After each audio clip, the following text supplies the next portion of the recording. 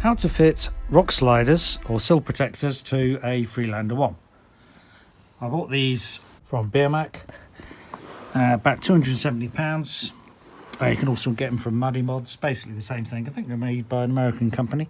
Quite substantial, useful for protecting your car if you're off-roading, or even from people opening their door onto your side, I suppose.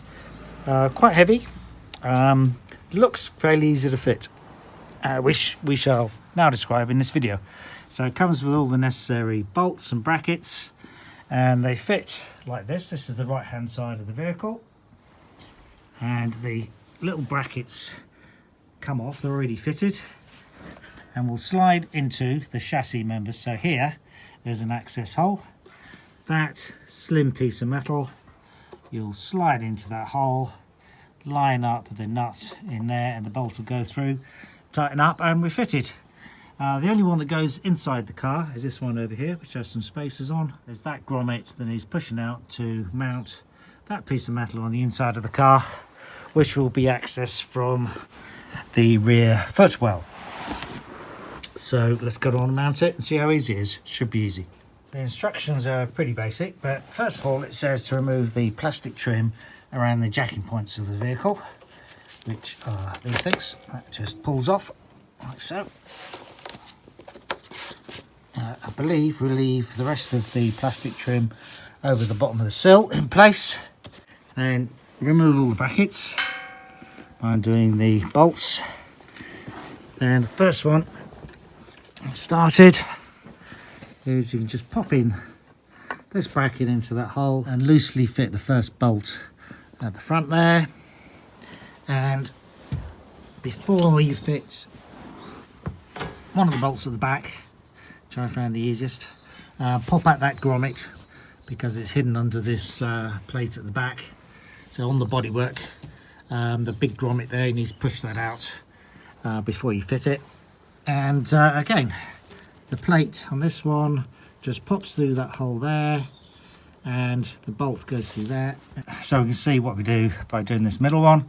Here's the plate, pops through the hole that way round with the bolts that way up, and then just need to push that along with your finger and line it up until you see the bolt appearing through this hole over here, which hopefully we will in a minute. Get my finger through. There we go. That's appeared. Wasn't too difficult.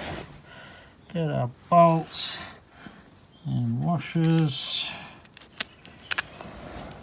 and just loosely do that up until the bolt catches a few turns.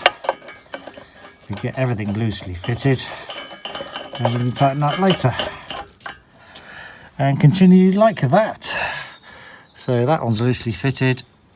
We've got that one due from the inside. I've just put one spacer in. I think it came with two spacers, so I want to fit two spacers under there. Spacers being these big lumps of metal. This plate goes inside the car. To get under the carpet, it's a little bit easier if you take the rear seats out. I don't think it's essential, but you can here see that I've taken out the bolts. What have we got? Half a dozen or so. Two at the front, two at the back, I think. You take these little carpet clips off, just twist them and they pull out. With the seats out of the way, it gives you a little bit more room to manoeuvre. You don't need to pull the carpet up too much, you just lift it up. You'll see here, under a bit of the sound deadening material that's been knocked up when we knocked out that grommet from underneath. You can see if I lift it up, there's our little filling grommet. This up is a piece of metal, and there is our rock slider piece of metal ready to accept the new bit of plate that just gets positioned on top. Line up roughly so the holes coincide, so you can get the bolt through, and then tighten up, and the same on this side. So relatively easy. And that's it, with all the bolts done up. Done with about £25 a foot.